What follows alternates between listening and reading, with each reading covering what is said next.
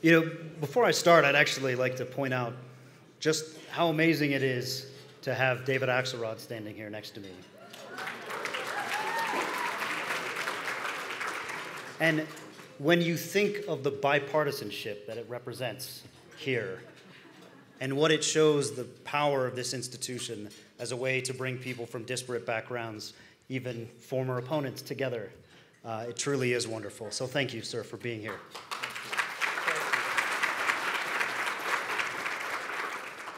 I would also like to thank Hans Vestberg for being here. We hope that all of you saw today that he was honored with our In the Arena award. And so, sir, thank you for being here tonight. Thank you for sharing your time with us.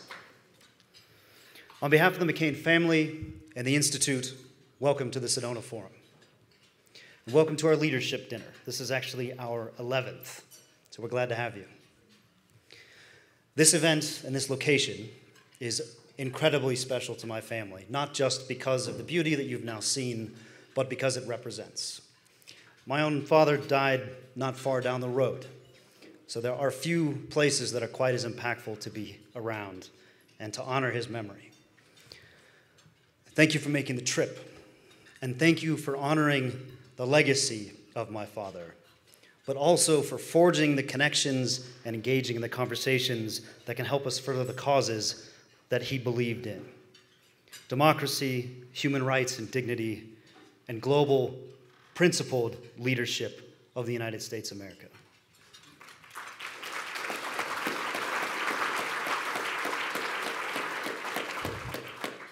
I have a special role tonight to kick off the Courage and Leadership Award. The award will be presented to Dasha Navalnaya.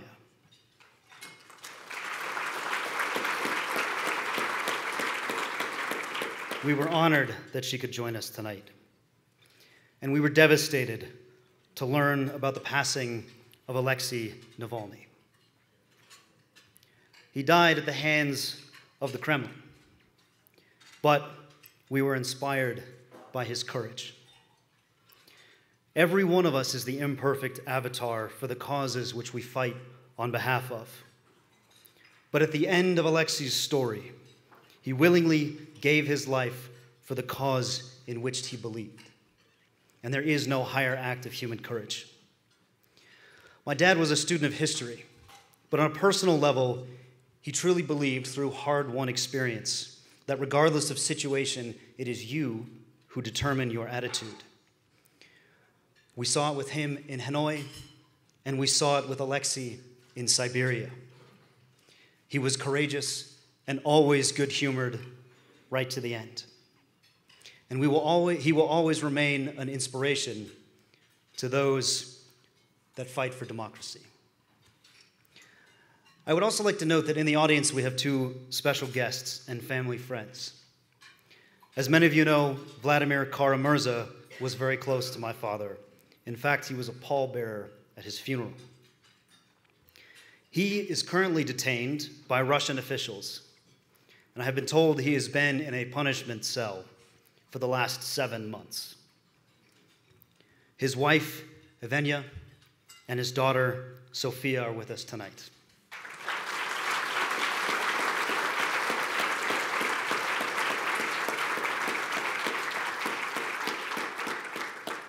Vladimir remains in our hearts, and we will continue to work tirelessly to ensure that he is free. And thank you for joining us this evening. I want to now introduce a brief tribute video to honor the Navalny family. Thank you for being with us tonight, and please enjoy the Sedona Forum. Thank you.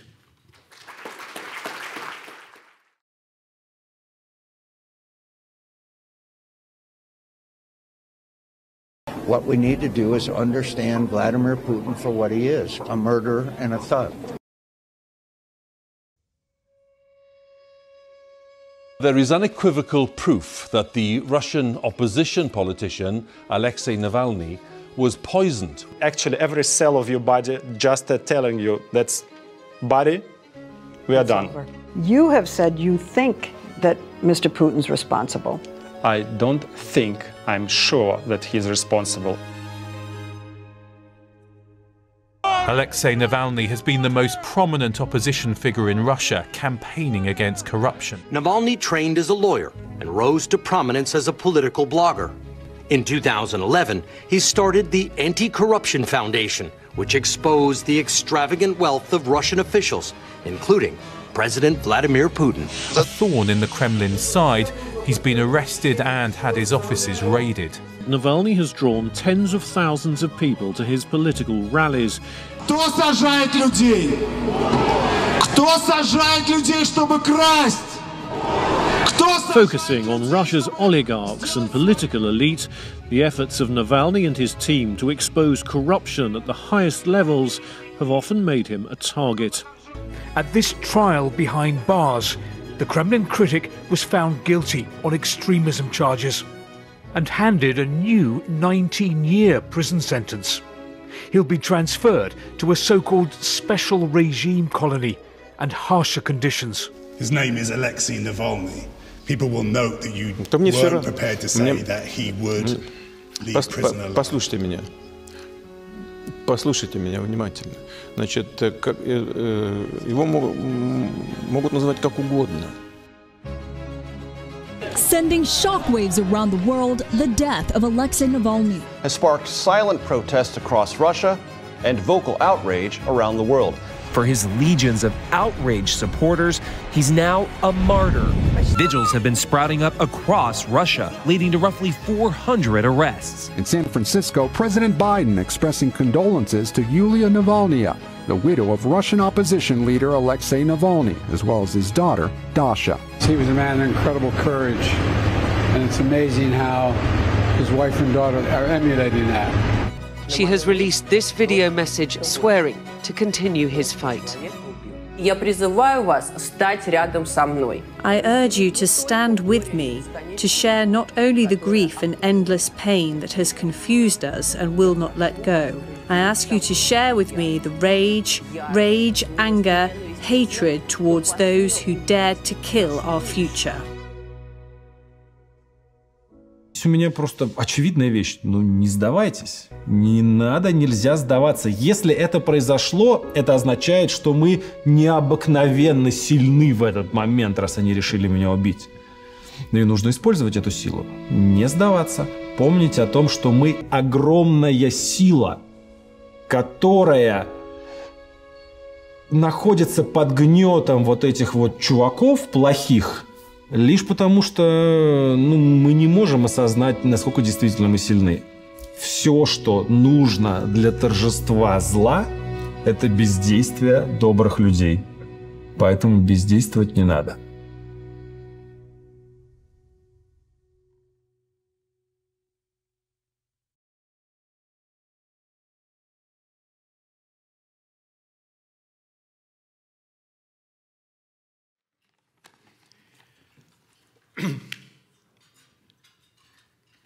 The day after Alexei Navalny's murder, I learned about a letter he had written to Kerry Kennedy, the daughter of the late Senator Robert F. Kennedy. And in it, Navalny mentioned that he had read my book, Believer, in which I had written about how I was inspired to politics and public service by John and Robert Kennedy. This, Navalny explained, provoked him to want to learn more about Robert Kennedy, and he investigated him further. And as you can imagine, the fact that this great man in confinement in Putin's prison was reading my book was mind-blowing to me and incredibly humbling. But I thought it was also so meaningful and fitting that he took this great interest in Robert Kennedy, who, in the full context of history, shared so much with him. A few days after he started his campaign for the presidency that ended so tragically in 1968,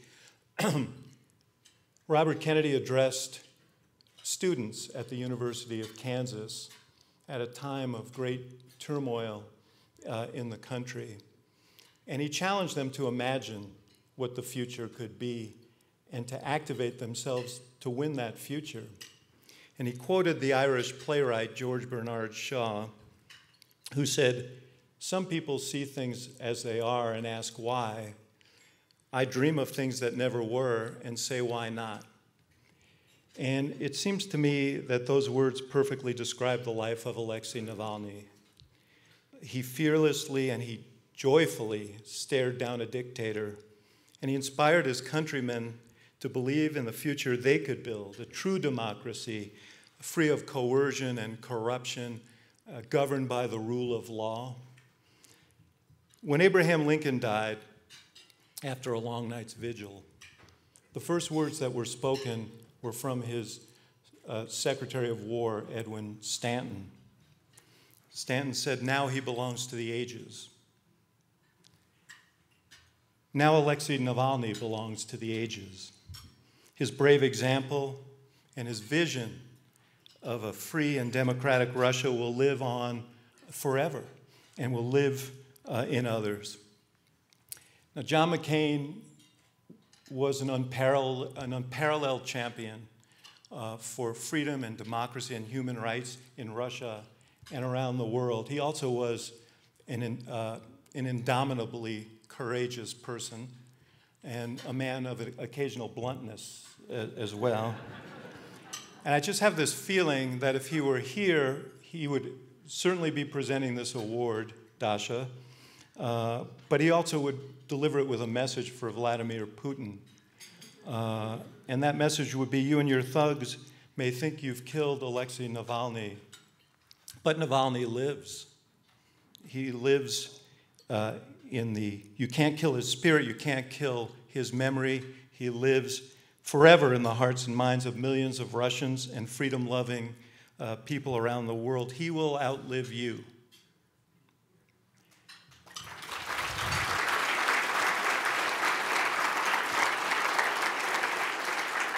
Now, in closing, I just want to address Dasha because we in this room are very aware that while the Russian people have lost a great champion and the world an inspirational leader, you've lost a dad. And that's a much deeper loss. So as we honor him, we honor you and your family for the sacrifices that you've made. And if you guys will permit me a personal note, 50 years ago, almost to this day, I lost my own dad. I was a bit younger than you. And it was different circumstances, obviously, but it was a sudden and shocking and violent death. It was devastating. But what I want you to know is once that veil of grief lifted, I think of my dad every single day, and often with a smile. He's always with me. And I'm so grateful for the time we had together, and I just think about every day about how I can somehow be half the person that he was. So my promise to you is that your dad will be with you every day, and he will make you smile, and he will lift you up in those tough moments. And this I know, he knew before he left us that you will be a splendid, splendid example and will more than live up to the standards that he set. So all our thoughts are with you and your family. And now, Jack and I would like to present to you this award on behalf of the McCain Institute.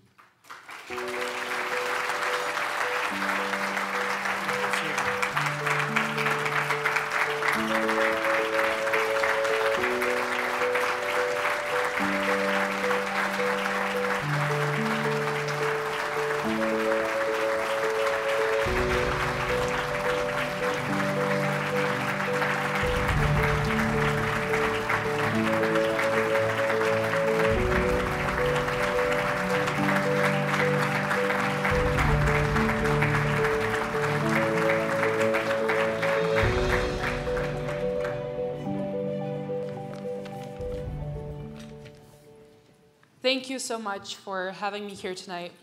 It's an honor to be receiving the Courage and Leadership Award on behalf of my father, Alexei Navalny, and being able to share the stage with passionate and hardworking people fighting to preserve democracy around the world.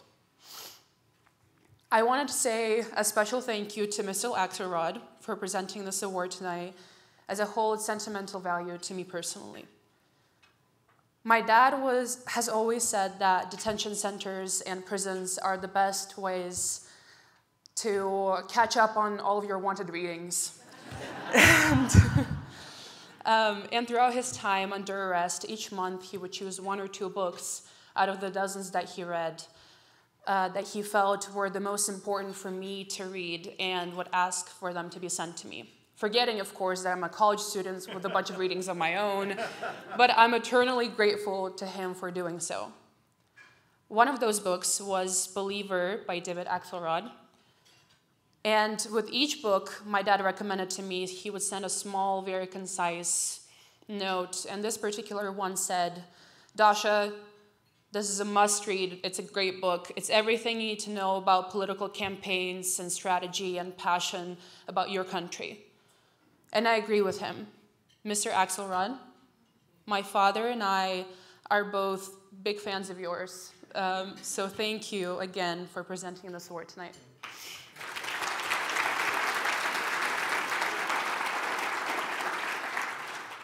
My father was truly an extraordinarily courageous man. His resilience, passion, and dedication to a better future for Russia were unwavering. His moral compass, unbreakable. In response, Putin constantly had him arrested, poisoned, and prosecuted because the main difference between Putin and my father is that Alexei Navalny believed in basic human dignity. As an attorney and leader, my dad always advocated for the rule of law and equal rights for all. But his dedication to justice was not only a professional commitment, but a personal one. He was a religious man. In fact, he gifted me this cross when I turned 18, right before I left for college, and I haven't taken it off ever since. And because he was a religious man, he firmly believed in living with integrity and honesty in all areas of life. He raised my brother and I to work hard, keep one's word, stand by one's convictions, and do everything in love. And he loved his country so much that he gave his life for it. Another stellar example of integrity and courage was John McCain, whom my father respected greatly. Senator McCain was a true statesman who understood the importance of character-driven leadership, bipartisanship, and he received a lot of blowback for his willingness to cross party lines. And he acted in this way because he understood that democracy is not a self-perpetuating machine that magically reinforces itself. It needs constant maintenance through frameworks of checks and balances where every individual, regardless of their government standing, is held accountable for their actions. In 2013, my father was convicted with fabricated embezzlement charges. And even then, over a decade ago, Senator McCain called for the immediate release of my dad and all political prisoners in Russia. So I want to take this opportunity to thank, remind you of, and call upon the immediate release of thousands of courageous men and women who are still in prison for standing up against the war and the corruption and injustice in Russia.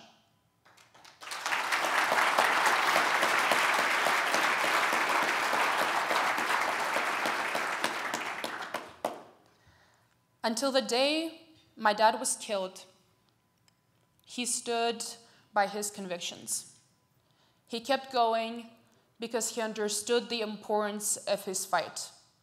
The fight for democracy, transparency, truth, and justice. And I'm here today to ask and encourage you, like I know my father would, not to succumb to your fear. I won't take any more of your time. I know you would much rather be listening to Secretary Blinken speak right now. But I would like to leave you with a quote that was actually used in this beautiful video. Thank you for making that. That helps me continue staying as, or more trying to be as courageous as both my parents are. The only thing necessary for the triumph of evil is for good people to do nothing. So please do not be inactive. Thank you very much. Have a good rest of your evening.